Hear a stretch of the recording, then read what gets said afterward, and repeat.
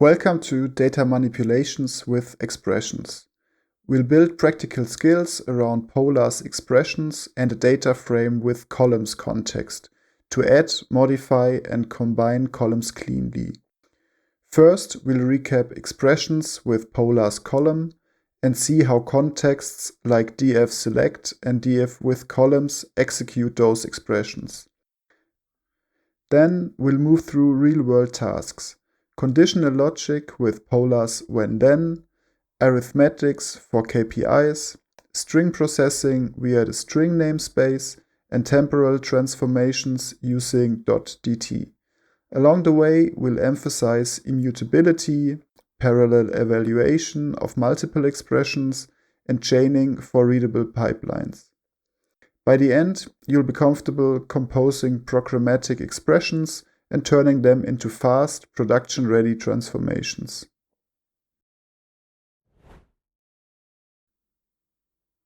To keep things simple, we'll use a small coffee dataset with 3 columns: coffee, price, and sold. It's just enough to demonstrate how new columns are created and how Polars evaluates expressions. Let's recall what an expression actually is. It's not data, it's a recipe that describes how to compute a result. Here we define revenue expression by multiplying the price column with sold. Notice how we use the normal asterisk as multiplication operator. Polars expressions behave just like NumPy or pandas vector operations. And finally, we call the alias revenue to assign a name for the output column. This expression can now be reused in multiple contexts like selection, filtering, or adding new columns. Also, arithmetic expressions by themselves don't run until we place them inside a context. The select context tells Polars to execute the expression and return a new data frame containing only the result. In this case, new data frame shows just one column, revenue, because select outputs exactly what we specify. To keep the original columns and simply add the new one, we use with columns. It evaluates the same expression but extends the data frame with the new revenue column. As you can see, we still have coffee, price, and sold, now joined by our freshly computed revenue. Just like other Polars operations, this doesn't modify data in place, so when we print the original data frame, it's still the same as before. This immutability keeps Polars pipelines predictable and safe. Every transformation produces a new data frame. Another nice feature of with columns is that you can add several columns at once. Here we use a list of expressions. The first computes revenue, and the second uses Polars literal Berlin to create a constant city column for the whole data frame. Polars evaluates all of these in parallel, so it's not only more concise, but also extremely fast compared to a looped or step-by-step approach. This makes it easy to add derived metrics or metadata columns in a single call. Before moving on, let's look at one common mistake. In the first example, we forgot to use .alias and the computed column doesn't have a name, so Polars reuses one of the inputs, namely price. That shadows the original column and replaces it with the new values, and this is clearly not what we want. In the corrected version, we wrap the expression in parentheses and add the .alias revenue. That ensures that the new column is properly named and the original data frame remains intact. So as a rule of thumb, always name your expressions when adding or transforming columns. So far, we practiced column creation on a tiny sample. But to really understand how expressions help in daily work, let's switch to something that feels closer to real business data. In this example, we load a dataset called coffeesales.paquet. If that file isn't available, the code creates a small inline version so that the lesson stays completely self-contained. You'll find the notebook and the data on my GitHub, linked in the descriptions below. The dataset represents sales from a coffee franchise operating across several cities. Each row records one sale, including the drink type, its price, the quantity sold, and the date and the city where the sale happened. You'll also notice a new column, SKU, it's short for stock keeping unit. These are alphanumeric product identifiers such as ESP001 for espresso or LAT001 for latte. Exactly what you'd see in a point of sale system. We've also expanded the drink selection to include things like matcha latte or green tea, giving us more variety for the manipulations we'll do next. Finally, we print out a data frame length and preview the first few rows with head, so you can see the structure we'll be working with. With this realistic dataset ready, we can now dive into calculations, conditional logic, and explore some of Polar's powerful expression namespaces to enrich and transform our data efficiently. To reflect store openings and related promos, we'll assign city-based discounts. Here, for example, Austin with 10%, San Francisco with 8%, Berlin with 5%, and 0% elsewhere. Rather than Python if, elif, and else, we express this directly in Polars using Polars when, then, otherwise. A clear chainable pattern for row-wise conditions. Each clause is read top to bottom. First match wins. In the expression, we check whether the city equals to Austin, then San Francisco, and then Berlin, and finally fall back to otherwise. We name the result with an alias using discount percentage, so the new column is explicit and readable. The completed discount expression is applied via coffee sales with columns and a discount expression inside the squared brackets, giving us coffee sales discounts that includes the discount percentage for every row. Showing the tail helps to verify the mapping visually. You should see the expected percentages for each city. So the key idea is that conditional logic remains declarative and vectorized, which is both fast and easy to audit later. So building on the discount percentages, we enrich the data with a few more derived columns. A simple comparison is the discount percentage greater than 0 becomes the Boolean flag discount active, which is a quick way to filter or segment later. The gross revenue is calculated as the product of price times quantity. This is straightforward element-wise multiplication in an expression. To compute the net price, we apply the discount and calculate the price times 1 minus the discount percentage. The parentheses make the intent crystal clear. We finish by selecting a compact view with .select to confirm everything lines up. We see the cross values for every row and the net prices reduced only where the discount active is equals to true. We see it here for records from Austin and San Francisco, where we end up with a lower net price. One tip here, these expressions remain composable. You can stack them as your feature engineering grows. Now notice how chaining works. Once the first with columns returns, those newly created columns are available to the next with columns in the chain. We leverage that by computing the discount amount as price minus the net price, then net revenue as net price times quantity. In the following step, the average net price per unit divides the net revenue by quantity. With per row operations, this should equal the net price. It's just a nice sanity check that your arithmetic is consistent.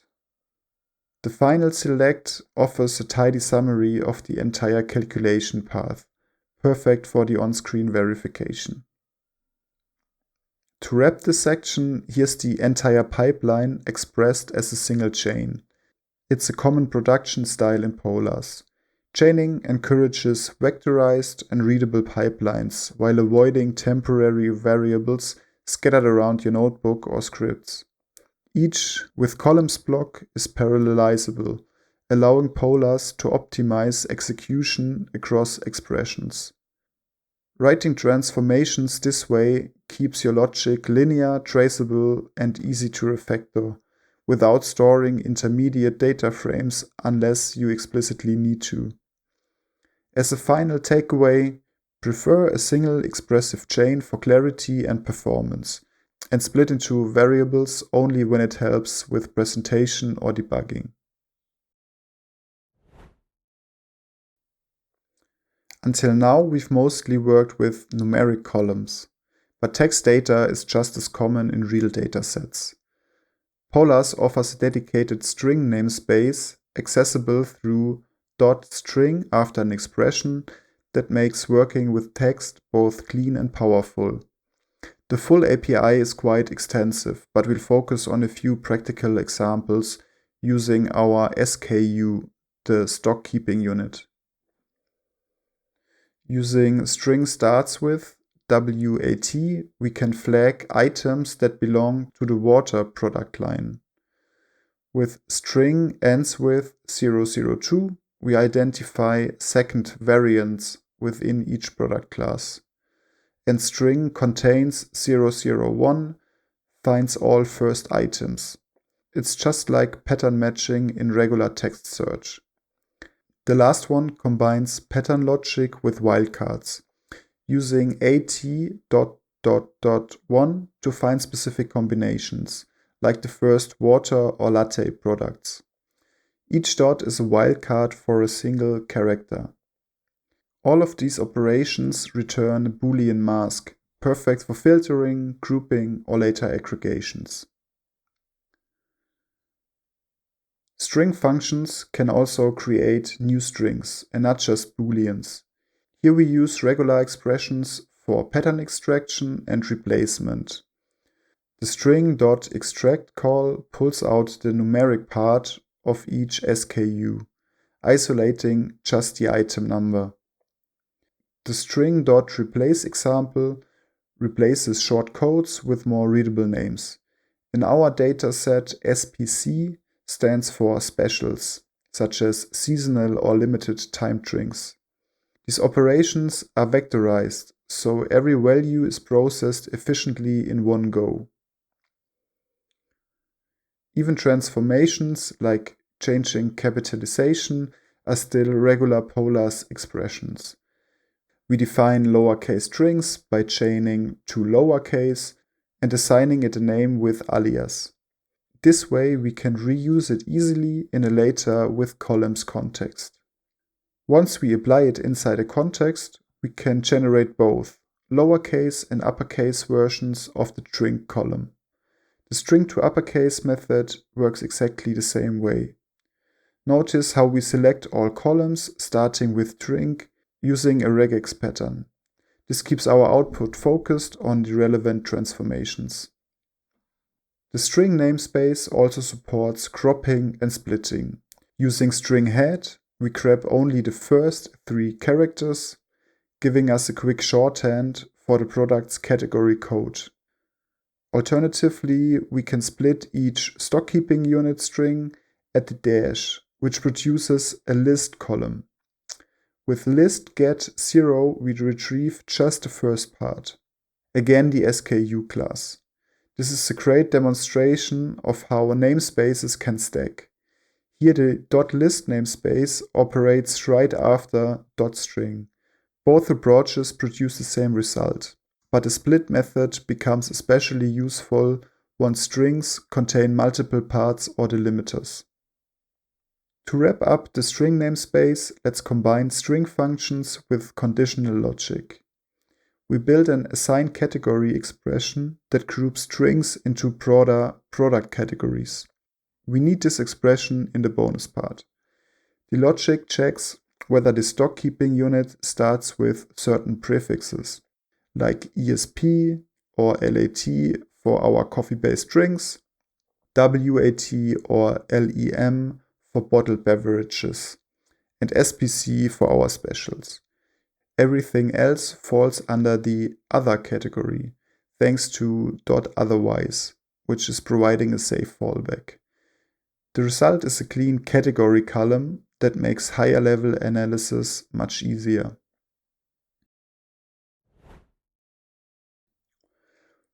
Polars provides specialized namespaces for different data types, and the last one we'll explore is the temporal namespace, .dt, for working with datetimes. It allows you to perform rich date and time manipulations directly on timestamp columns, without converting them to strings or Python datetime objects manually. For example, using .string format time, we can format each timestamp to show the weekday name, like Monday or Tuesday. Likewise in the second approach, where the string format time returns a formatted date string consisting of the year, the month, and the day. These formatted strings are useful for reporting, labeling, or exporting data in a clean, human-readable form. Beyond string formatting, the temporal namespace can also return numeric values, which is especially useful for feature engineering in machine learning pipelines. The datetime weekday method assigns a number to each weekday, typically Monday as 1 through Sunday as 7. You can also access datetime day to get the day of the month, or datetime ordinal day to compute the day of the year. Numeric values like these are easy to feed into encoders or models later, and sorting by timestamp confirms the logical order. This step gives you both categorical and numerical representations of time, whichever fits your analysis best. Time handling in Polars also extends to business logic. With datetime is business day, you can generate a Boolean mask indicating whether each date falls on a working day. By default, it's Monday through Friday. This can even be customized with parameters or external holiday calendars if needed. Using the tilde, we negate that Boolean expression to derive is weekend, which flips the perspective cleanly. And since .dt methods still return expressions, they integrate naturally with conditional logic, like our example where we assign weekday or weekend categories. This gives you powerful ways to enrich your dataset with calendar-aware features, often essential in time series analysis.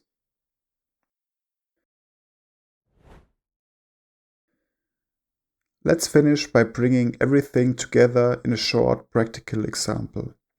We start by reusing the assign category expression from earlier to create a category column again. After that, we immediately filter the data frame, keeping only coffee and special categories. At the same time, we also filter for business days using the datetime is business day method from the temporal namespace. And finally, we display category drink and day of week, giving us a quick weekday overview of our coffee and special items. The key takeaway here, all namespaces and expressions integrate seamlessly, and you can chain multiple expressions naturally in a few clean lines. So far, we only talked about performance and parallel execution, so let's see what that means in practice. Here we generate a few new columns programmatically, instead of writing each one by hand. Using a short list comprehension, we multiply price by scaling factors 1.1, 1.2, and 1.3, and assign meaningful names like price times 1.1. When we pass this list of expressions into a single with columns context, Polars executes them in parallel across multiple threads. On my local machine, this operation completes in just around 5 milliseconds. This pattern is incredibly powerful when you need to create many similar computed columns dynamically. Now let's compare that with a sequential approach, adding each column one after another inside a loop. Functionally, it's the same outcome, but each step runs one by one. On most machines, you'll notice the runtime is a few milliseconds slower, here around 8 milliseconds. For tiny example, that's trivial, but with large datasets or complex pipelines, these parallel gains can be very noticeable. So whenever possible, prefer grouping expressions together in one with columns context rather than looping. It keeps your code cleaner and lets Polars do what it's best at, optimizing and parallelizing under the hood. This bonus section shows the real beauty of Polars expressions. They're modular, reusable, and optimized for performance.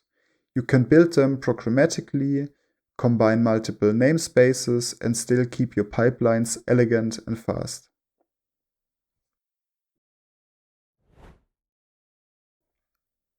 We'll wrap up the entire module with a short summary and recap all the key takeaways from this deep dive into data manipulations with expressions. Here are our core moves. We used df with columns to add or modify columns, pass a list of expressions to let Polars compute them in parallel. We combine arithmetic like price times quantity for KPIs such as revenue. We can apply conditional logic with Polars when, then, otherwise, or we can leverage the specific namespaces such as the string namespace with .string for transformations and pattern checks, for example to lowercase or starts with, or the temporal namespace .dt to pull features from dates. Big ideas to remember are immutability, every step returns a new data frame, chaining for clean pipelines, and programmatic expression generation when producing many related features. Next up, we'll roll these skills into grouped aggregations and summaries, where expressions truly shine at scale. So thanks for watching and happy coding.